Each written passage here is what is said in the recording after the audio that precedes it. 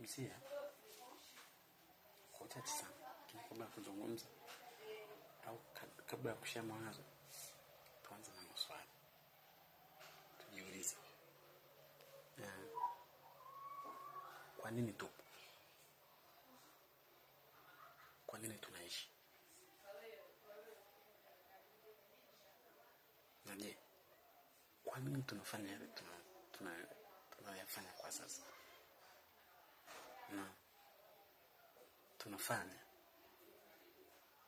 kwa nguvu zetu au tunafanya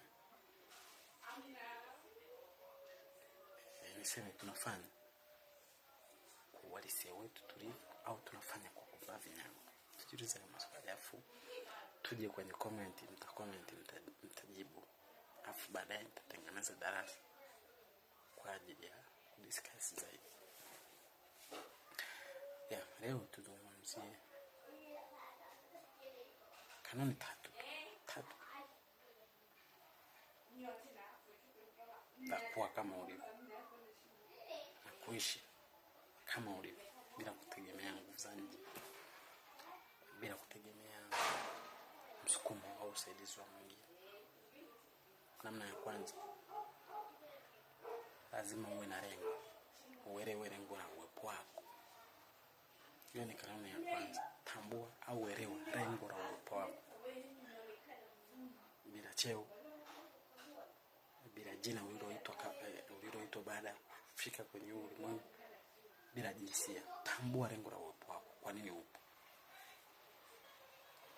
Ukishatambua, itakusaidia kuangalia mbele na kufanya wewe uishi kama ulivyo bila kutegemea usaidizi wako.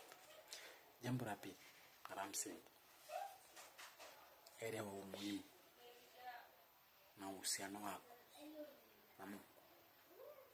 Umuhimu na uhusiano wako na Mungu, kwa sababu hatujajiumba. Hilo tusikatae, turuke, tupigira tujiumba. Kwa hiyo, hayo uhusiano itakusaidia sana na itakufanya uwe. Jambo la tatu, mara mwisho, kanuni ya tatu na ya mwisho, kuwa na utaratibu wa kuingiza kitu kipya kila siku. Kuwa na utaratibu wa kuingiza kitu kipya kila siku. Na hii ni kwenye kusoma. Pata maarifa yanayojenga.